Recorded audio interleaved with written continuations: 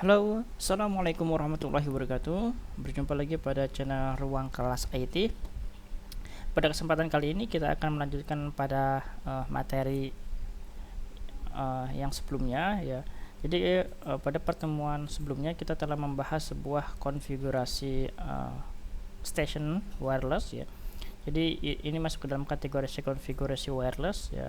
Kita telah membuat konfigurasi access point, terus multi SSID, dan juga kita telah membuat sebuah konfigurasi station wireless yang dimana kita manfaatkan MikroTik kita ini sebagai penembak atau sebagai penerima sinyal dari ISP.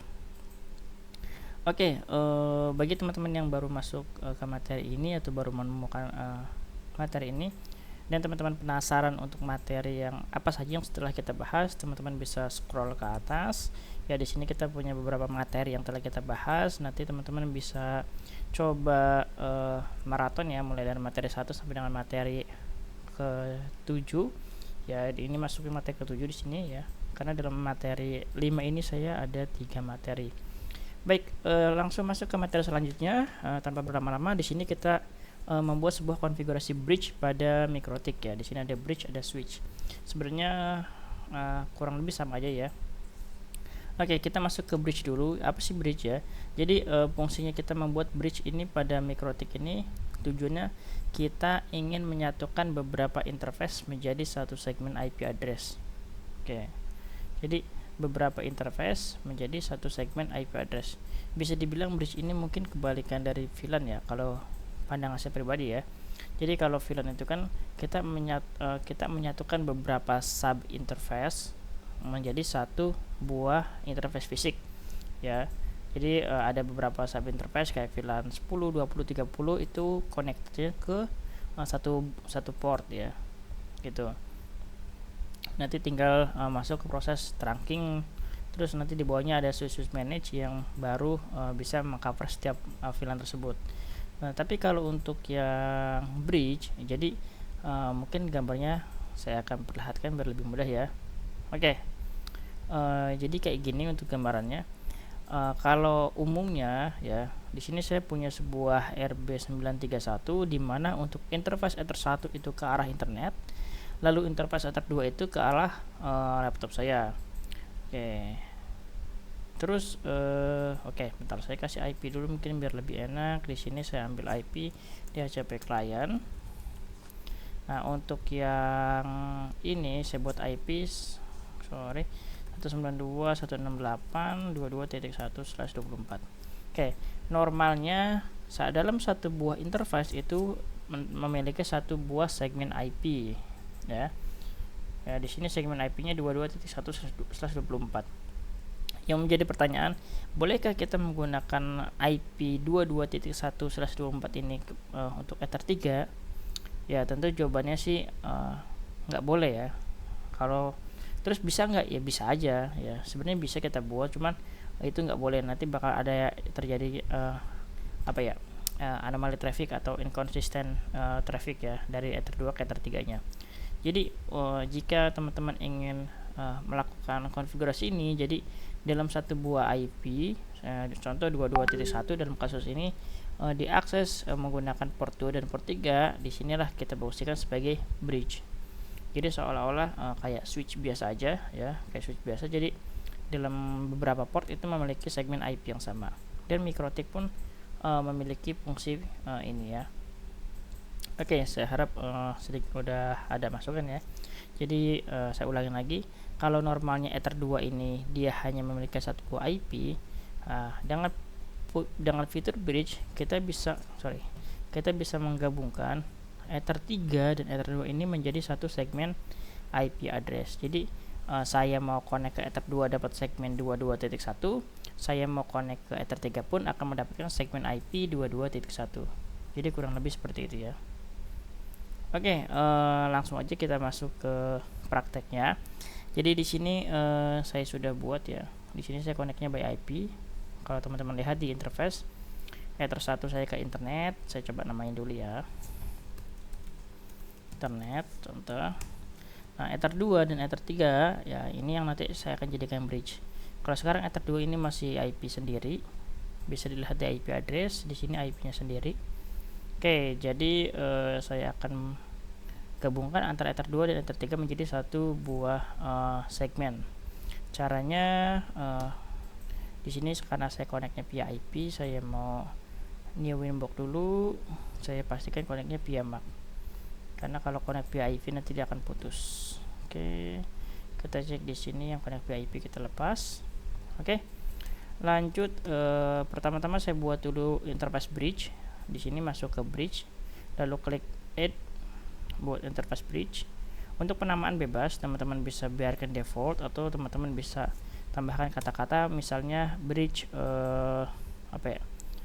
strip port 2 ya 3. Nah, boleh seperti ini ya, ini opsional ya sebenarnya, jadi teman-teman bebas sih mau kayak gimana aja. Ini hanya penamaan aja. Untuk konfigurasinya biarkan custom seperti ini aja, biarkan standar seperti ini maksud saya. Lalu di apply, oke. Nah, otomatis akan terbuat sebuah interface baru yang bernama bridge port 23. Kalau teman-teman perhatikan di bagian interface ini ya, dia pun akan terbuat sebuah interface baru di sini ya, bridge port 23. Baik, selanjutnya kita akan tambahkan interface Ether 2 ke dalam interface bridge. Caranya masuk ke port, tambahkan, kita interface-nya pilih Ether 2 ya. Untuk bridge-nya kita pilih bridge yang tadi kita buat ya. Ini setelah saya apply, umumnya dia pasti reconnect ya. Apply, oke. Nah, umumnya dia biasanya reconnect akan loss dari winbox kalau seandainya kita menggunakan IP. Oke, di sini sudah Ether 2-nya. Kalau teman-teman bisa perhatikan ya, yang umumnya tadinya di bagian Ether 2 flagnya R, di sini memiliki flag tambahan S. S ini artinya slab ya, berarti dia itu terhubung ke interface lain. Dalam hal ini interface bridge ya. Kalau teman-teman lihat juga di sini ada HW sama overload ya. Oke, coba kita buka lagi. Nah, di sini ada overload ya, hardware offload ya. Fungsinya ini tuh dia untuk meringankan beban CPU ya. Ini dicentang, ini udah defaultnya dicentang sih ya. Kalau memang seandainya ini nanti belum dicentang, ketika teman-teman konfigurasi bridge ini bisa teman-teman langsung centang aja.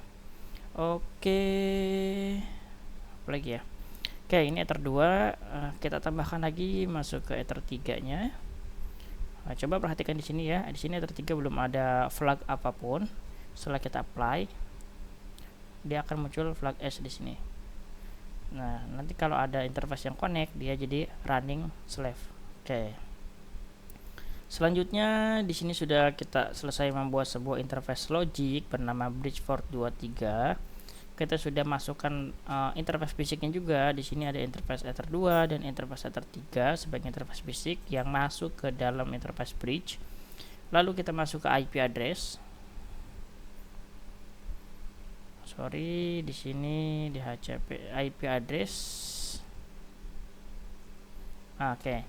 Di sini IP addressnya untuk 22.1 dia masih ke Ether 2, tinggal kita ganti aja. Kita double klik, interface-nya kita arahkan ke bridge, apply, oke. Oke, nah selanjutnya kita rubah juga di bagian DHCP. Sebenarnya kalau teman-teman gak mau ribet, ini tinggal DHCP-nya teman-teman hapus, delete, lalu buat DHCP baru. Atau kalau mau sedikit ribet ya, tinggal teman-teman rubah sih ininya, arahnya ke bridge 2 ya. Di bagian DHCP nya break lagi, di sini nggak ada, kita apply, oke. Nah, di bagian networknya ya, ini udah default kayak gitu aja, biarkan.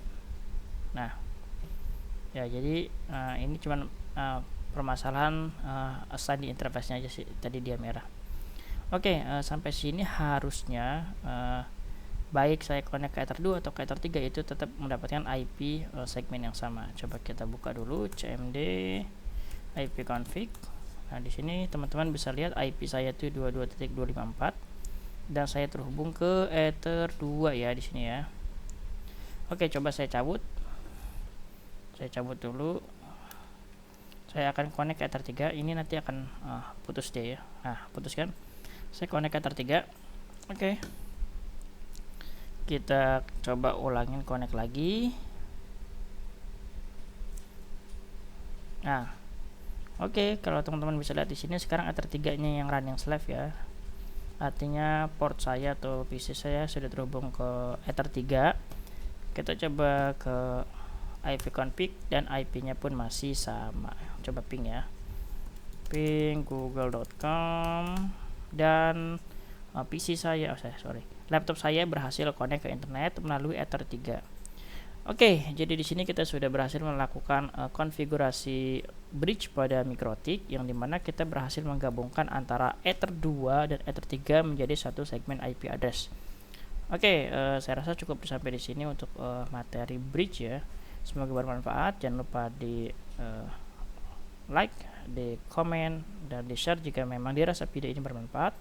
Saya akhiri, wassalamualaikum warahmatullahi wabarakatuh. Sampai berjumpa pada video tutorial berikutnya.